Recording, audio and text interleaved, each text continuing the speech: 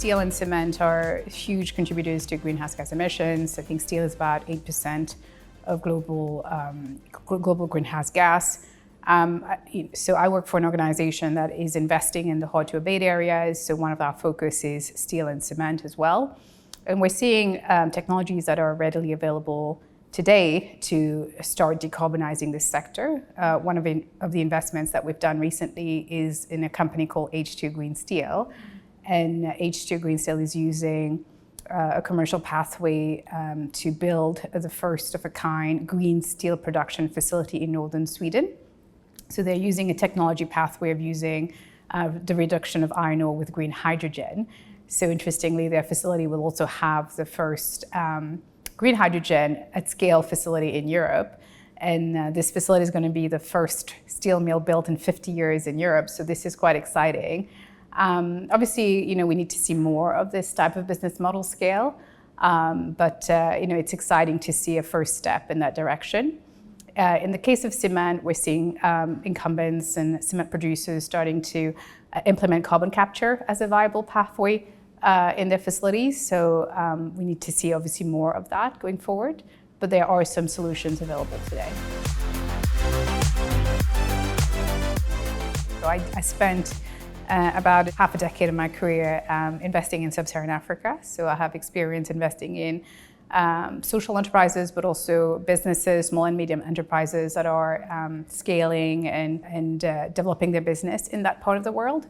And I think some of the things that I've picked up that I think is relevant for the climate crisis as well, maybe there's like three things to point out. The first one is that the challenge is massive in terms of developing businesses in that part of the world, but also creating jobs and livelihoods. So we need capital to flow into that sector, and I think that's very relevant for the climate challenge as well.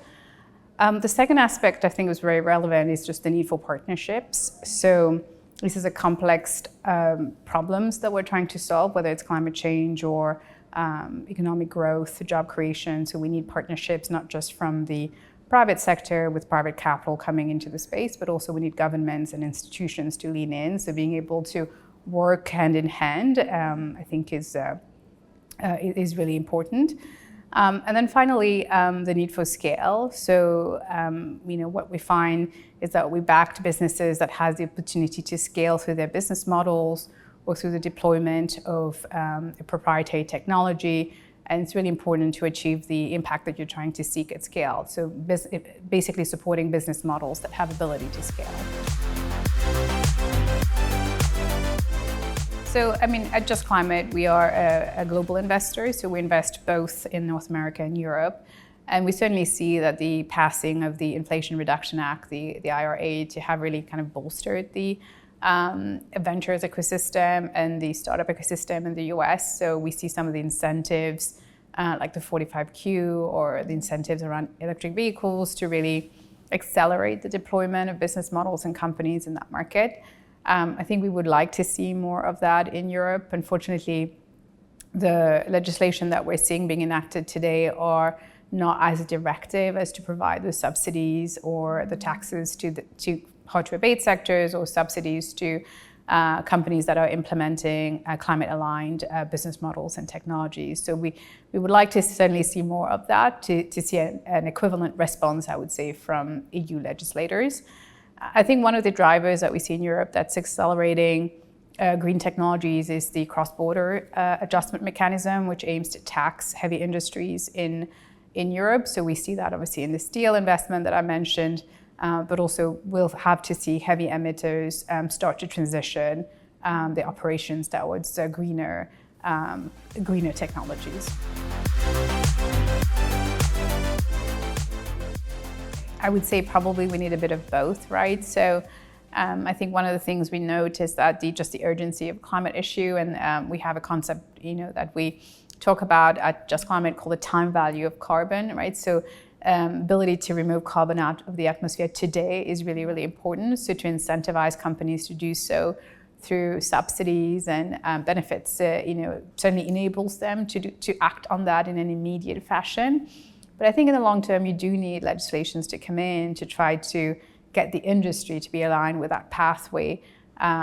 because otherwise we may take too long to get there in terms of decarbonizing the heavy emitters. So I think you need a bit of both.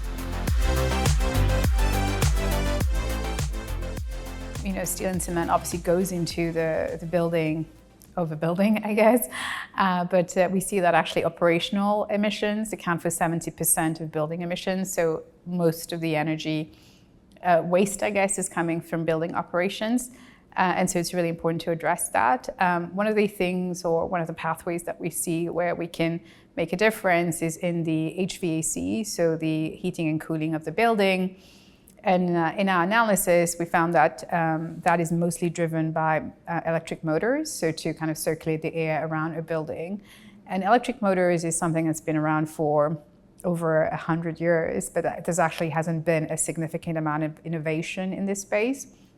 So one of the investments we've done at Just Climate is to back a company called Infinitum, and they have developed a much more effective way to build a motor that utilizes less materials in first instance, but is also significantly more efficient than traditional motors, and can save up to 65% energy.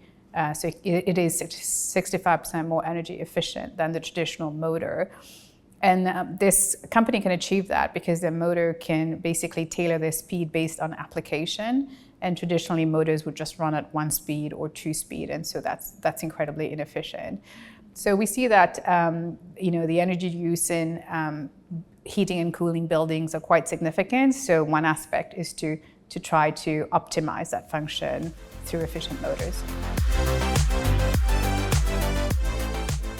Absolutely. So one of the main applications, is mostly for commercial buildings, because that's where you have more scale and more need of the motor. And one big application is actually for data centers. So as we use more data, we store more things in the cloud. We need massive servers in backend to process all of that, and these require a lot of energy. It needs to be cooled. So we see lots of applications of HVAC into that sector. So that's one where the motor is being deployed. But more generally, motors are used in everything that we do, right? In fact, about 50% of the energy produced today is used in motors. And you have motors that are incredibly energy intensive, and there's already, and therefore expensive to run. So people have focused on how to optimize that. But there's a middle application of motors where it hasn't been a focus. And so these are things like moving things around, like conveyor belts, and especially in factories, right? Parts that are moving are being powered by a motor. And fans, in the case of HVAC, where there is quite a big market, but that has not been addressed in terms of efficiency.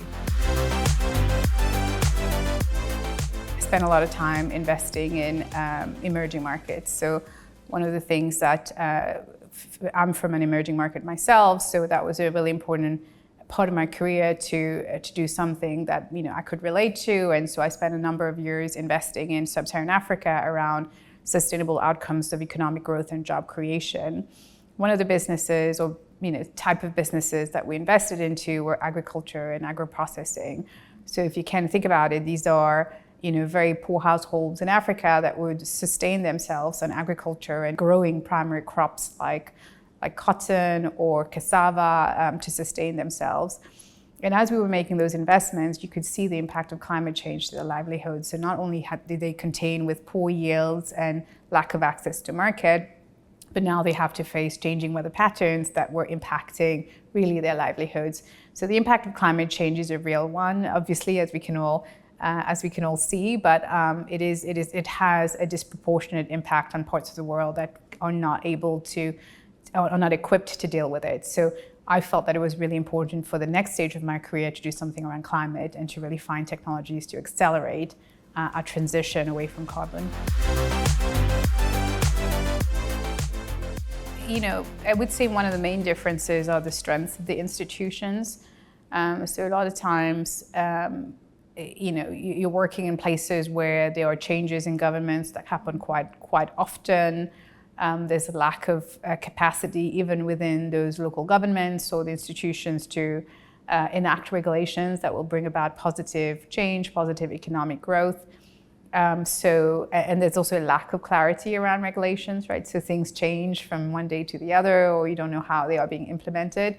So that adds a layer of complexity when you invest in emerging markets, because you don't have this visibility in terms of policy and regulations. I mean, as an investor, you also have to think about, the role of the capital that you're deploying, what type of return and risk that you're willing to take, as an investor. So I think, I guess one of the things that we looked to do was to back businesses that had positive unit economics, regardless of the regulatory environment. So you're not basing your base case on subsidies or anything that would impact your economic returns. So it is to make sure that your business is protected from perhaps changes in regulation.